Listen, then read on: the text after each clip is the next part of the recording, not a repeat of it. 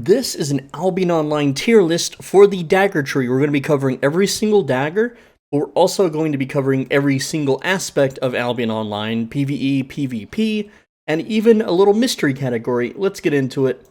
Here we go, starting with the One-Handed Elder's Dagger. So what does this do? It increases your attack speed, dealing additional damage a lot versus players, but a decent amount versus mobs. It gives you lifesteal, and it also increases your movement speed. It does hurt you every second, but you're going to make that up with your lifesteal. So this is what it looks like. You activate it, and then when you attack, you deal additional damage, and daggers by themselves already attack very quickly. I'm showing this off without the proper one-handed dagger build, without any passives or other abilities stacked up with it. So where does it fare on the tier list? Okay, so here we go.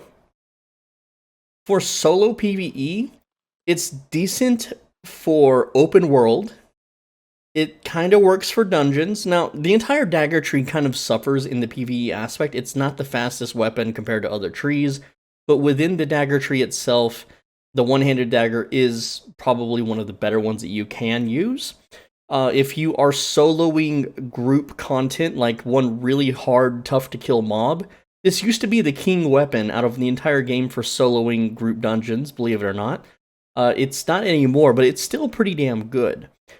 For group PvE, as a DPS, you really shouldn't be using daggers at all. I'm sorry to say it, but your only real use would be the one-handed dagger here, which kind of works against bosses. It not like hardcore expeditions or anything, of course not. But just for like maybe quick boss killing or something like that, you can kind of make it work for groups, but I would not invite a dagger user to my groups. Solo PvP, this thing, now I'm gonna tell you right now, like almost every dagger for PvP slaps. Dagger is by far very strong in the PvP tree. Okay, some would say that this is one of the best for solo PvP because you can lock down a player and just delete him before he can either react with defensives or run away.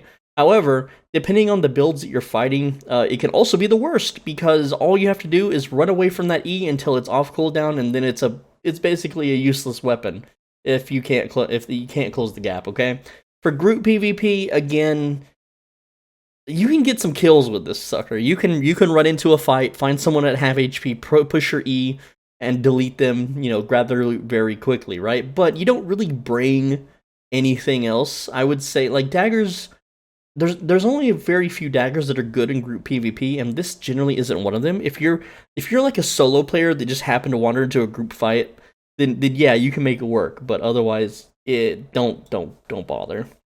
What about for skinning? Well, interesting enough, this is the weapon that bots use for skinning, so it kind of works. I wouldn't really recommend it. You can kill a single target very quickly, which makes skinning higher yield targets in higher tier zones actually worth using. For arenas, you can actually make plays in arenas, believe it or not, so I would say it's also worth using. But other than that, any other kind of niche content, the one-handed dagger, it's an alright weapon for what it is, but there's other weapons that just simply do its job better. Next up, we have the Dagger Pair. This is another dagger weapon here that the attack Slit Throat deals a huge chunk of direct damage and then a small bleed over time. It also reduces healing, but not by an amount that really matters or will make a difference. Here's what the skill looks like. You just stab with both your daggers. That can be interrupted, can be knocked back, unfortunately, but it goes so fast that most players will not be able to react to it accordingly.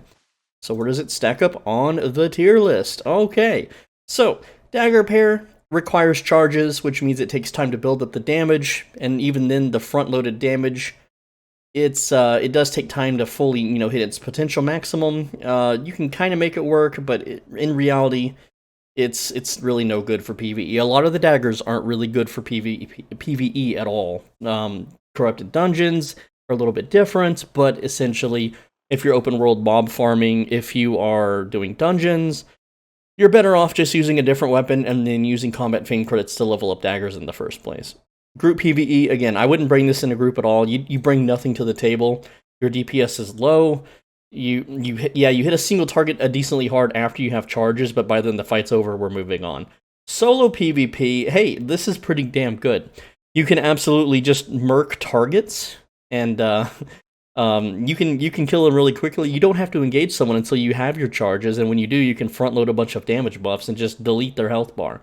I have a short on my channel with 50k views that shows this in a corrupted dungeon. As far as corrupted dungeon clearing goes, it's not the worst weapon for clearing. It works for clearing corrupteds okay enough. Simply because corrupted dungeons, the most mobs you'll fight are 3 to 6 at a time, which your queue can handle, and you're mostly killing, higher HP bosses with it, so it's okay. Group PvP, you basically do nothing but assassinate single targets. Not something that you would really want to bring. Like, if you were like the raid captain or the Zerg leader, you definitely wouldn't want you wouldn't want anyone wearing Dagger Pair. You just, you kill one target, whoop-de-doo. But if you are a solo player looking to maybe delete someone and take their gear, it could kind of work. It's decent enough, I guess, but I wouldn't really say it's super worth using. For skinning, again, why bother? This is not a skinning weapon. For arenas, oh man, this weapon is super fun in arenas. With certain builds, you can just delete people left and right. If you 1v1, most players are going to lose to you. It's not the best, though. We're going to get into that later in the video, but it is pretty damn good for arenas. Then there is the claws. The claws are almost entirely just a better version of Dagger Pair. Okay, these things just simply deal more damage. They almost serve the exact same purpose, and the way the ultimate works, or the E-spell, I'm sorry, is that you channel onto an opponent, and you deal more damage and bleed damage, and you prevent them from moving.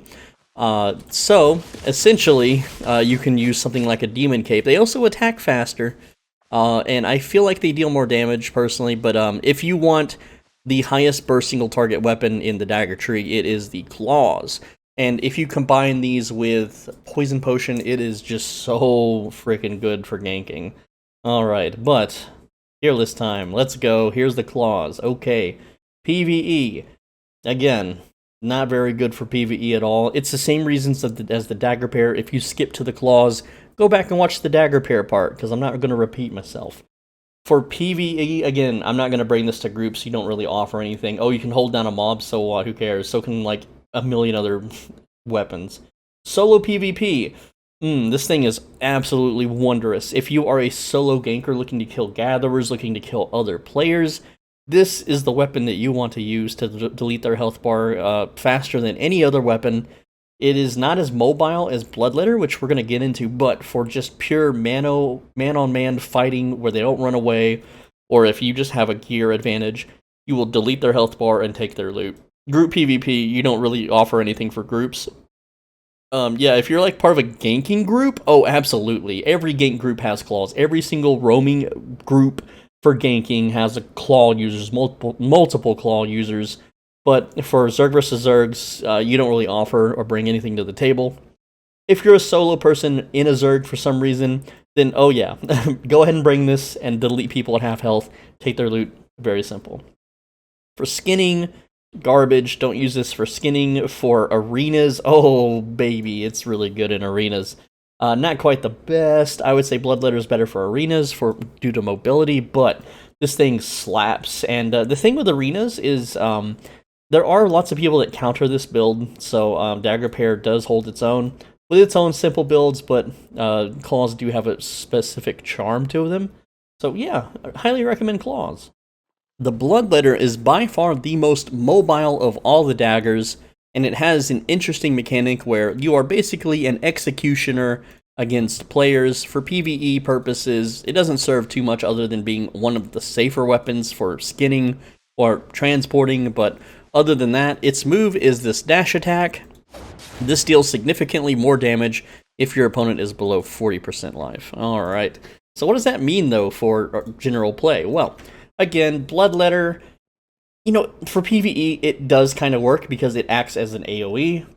You can also you move faster through dungeons, and if something happens in world PvE, or like you're farming open world mobs, and gankers come and you're off your mount, you can kind of escape, so it's not the worst, but it's not really worth using either for PvE, honestly.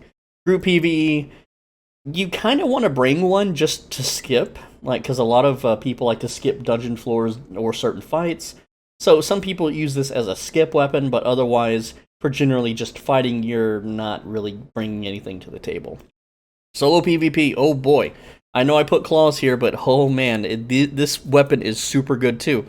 Just certain builds let you burst down players before they realize what happened. This lets you be highly mobile to chase running away players. It deals a decent enough damage with decent enough cooldown. If you hit players below 40% life with your E, your cooldown is greatly reduced, letting you use this multiple times in fights.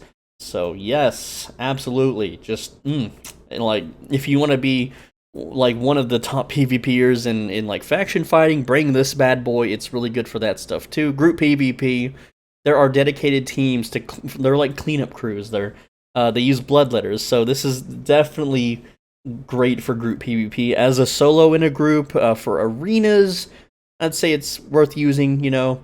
For skinning, it's worth using. The bloodletter is one of the better daggers in the tree that you're going to just get a lot of mileage out of, and to this day, like, I'm still kind of upset that I didn't level this sooner. But yeah, with that said, let's move on to the next dagger. The Demon Fang is one of the newer daggers to the game, replacing the Black Hands, unfortunately. Rip in peace, Black Hands. But Demon Fang, you do an AoE forward cone. You can do this 2 more times, and then it goes on cooldown. It also takes some of your life when you do this. However, it's very high damage. It's an AoE cone. It's fast damage. It's really heckin' good for that kind of stuff. So what about the tier list? Well, where does it stand in the tier list? The Demon Fang for solo PvE out of all the daggers is the best. Okay, like if you're gonna farm dungeons, if you're gonna farm open world mobs, if you're gonna farm anything else, even like soloing group mobs, which is really risky with this weapon, but still, it's by far the best one out of the dagger tree. Out of all the weapons, it's worth using. Okay, but in the dagger tree, it's the best one. Bar none for PvE. Just use this if you want to level daggers, okay? Group PvE, same thing. Absolutely worth using. You deal lots of front-loaded damage. Now for like hardcore expeditions, obviously not. That, you know, they're very niched and specific. But for general like group dungeoning with your bros, then it's fine. It's totally worth using. If you've got to use dagger, go ahead and bring one. Out of all the weapons, it's still worth using, okay? There are other weapons that out DPS this outside of the dagger tree, but who cares? You deal enough damage to be useful. Solo PvP, it's decent. You deal lots of damage, and you have a good, you know, reach, and it's fast damage, so that makes it worth using. It is a little risky, though, if you're, you know, 1v3ing, 1v4ing. It doesn't have a lot of utility otherwise. Group PvP, worth using, yeah, it's pretty damn good.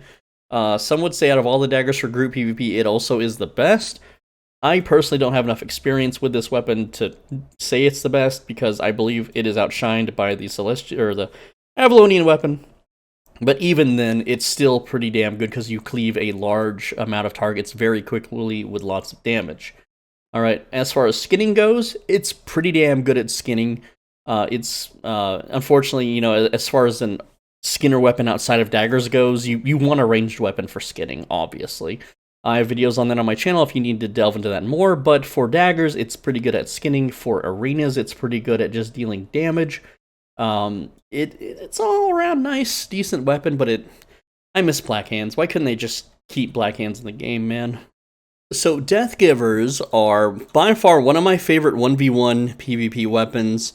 Not so much for dueling, you need more sustain in duels, but for just general 1v1 open world like roaming, Death Givers, absolutely awesome.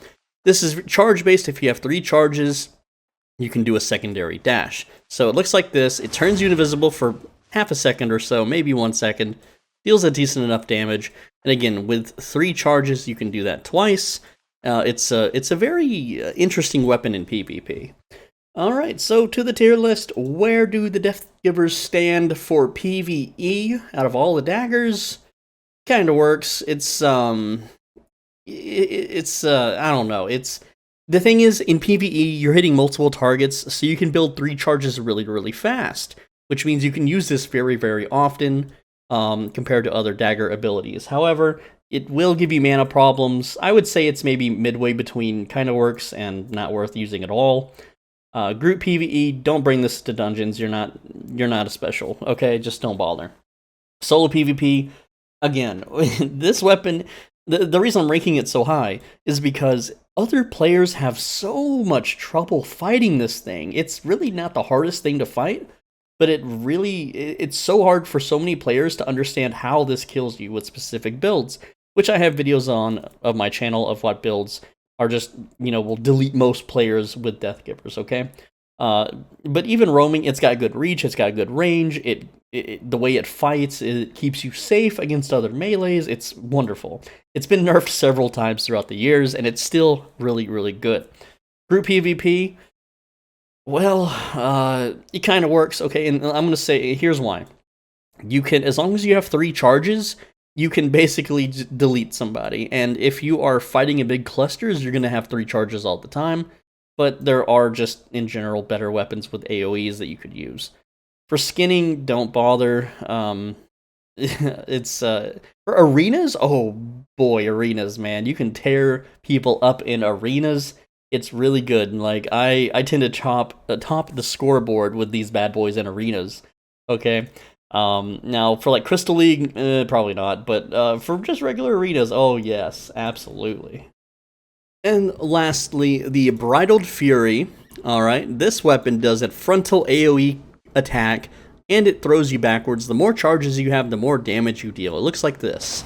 Very highly mobile weapon with lots of damage. How does it stack up in the tier list? Alright, so for solo PvE, this is actually pretty decent, and let me explain why. It does a high enough damage to one-shot mobs in lower tier dungeons, which also shoots you backwards, but if you position correctly, it will shoot you deeper into the dungeon, meaning that you can actually kind of sort of semi-speed clear dungeons using these weapons, alright? It's not the fastest. Overall, out of all the weapons, it kind of works. It's not completely the worst, but for the Dagger tree, it's pretty damn good, worth using. Not over the Demon Fang, but it is still worth using. Group PvE, you don't need to be repositioned in group PvE, because the tank does that for you. The DPS is not better than the other daggers.